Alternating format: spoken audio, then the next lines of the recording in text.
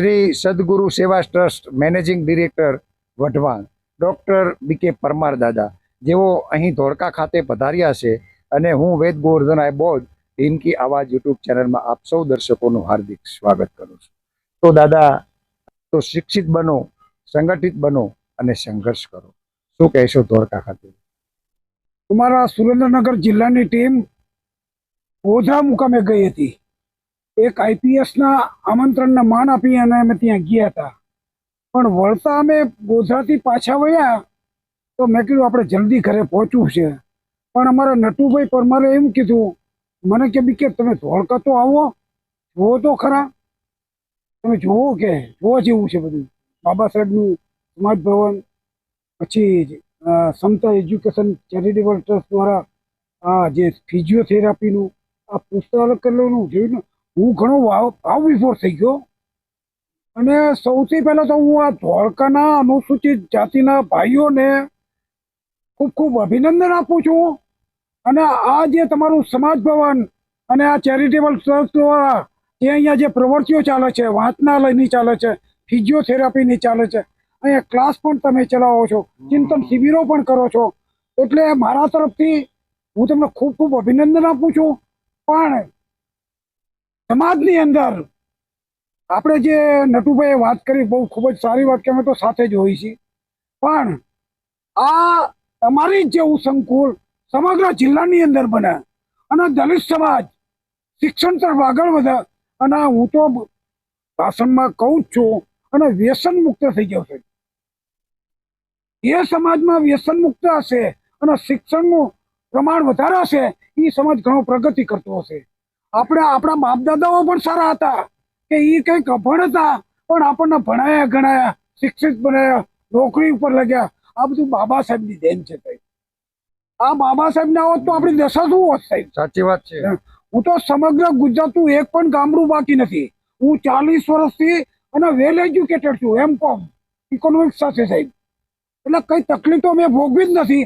પણ દલિત સમાજના દુઃખે દુઃખી, દલિત સમાજના સુખે સુખી એવું અમે કામ કરીએ છીએ। પણ અમારે પણ સુરેન્દ્રનગર જિલ્લાની અંદર 10 કરોડના ખર્ચે સંકુલ બનવા જઈ રહ્યું છે, પણ તમે ત્યાં પણ આવો અને એ મુલાકાત લેજો। પણ આજે મને ખૂબ જ આનંદ થયો અને ધોળકા શહેરની મુલાકાત લીધી અને આ બધું જોયું, મેઘમાયા અને બધા આ ફોટા જોઉં છું ને સાહેબ, તો મને એમ થાય ચાલું આ સમાજની અંદર આવા બધા માણસો બની ગયા છે।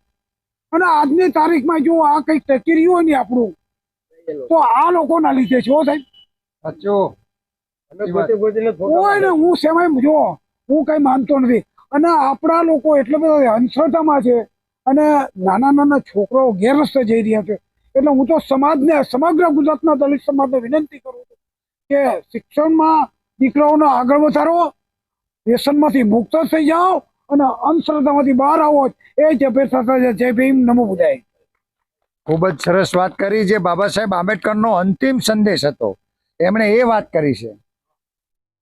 તો બાબા સાહેબ આંબેડકરનો જે સંદેશ હતો, my struggle of life is my only message, till the time we won't be successful and not able to power and your our hands, the social transformation and economical transformation is a not success but political key to the success to master. એટલે B K Parmar દાદાને પણ ખૂબ ખૂબ સાધુવાદ અને સૌ સમગ્ર ટીમને ખૂબ ખૂબ ધન્યવાદ, આભાર। હું છું વેદ ગોવર્ધન બોધ, નમો બુદ્ધાય, જય ભીમ।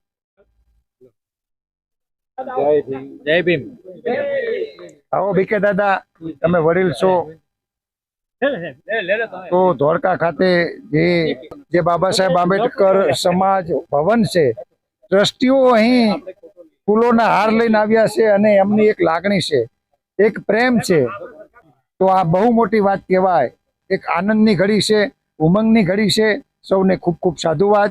જય ભીમ, નમો બુદ્ધાય, જય ભારત। અને નટુભાઈ જ્યારે હોળી ગામ એટલે પાણી ગામમાં આટલું ક્યારેક પાણી હોય એવા ગામમાં કોઈ વિકાસ નહીં, એવા ગામમાં નટુભાઈને મેં પસંદગી કરી અને નટુભાઈ હું બે રાત્રે ચોમાસામાં લીમડી ઉભી પડ્યા રહી, કશું ત્યાં જવાય નહીં એવું હોય, પણ નટુભાઈ આજે આટલો બધો નટુભાઈ આજે આટલો મારાથી પણ આગળ હોય એ તો એટલે મને ખૂબ ખૂબ આજે હું એનાથી ગણું છું। જય ભીમ।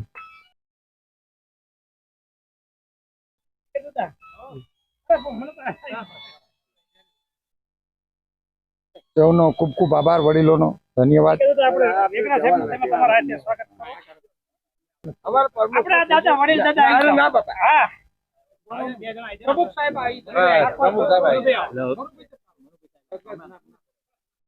બસ લાગણી છે, પ્રેમ છે, બરોબર. આવી જાઓ, બધા આવી જાઓ, બધા આવી જાઓ, બધા આવી જાઓ. બધાને પહેરાવો વારા. દાદા તમે આવતા રહો.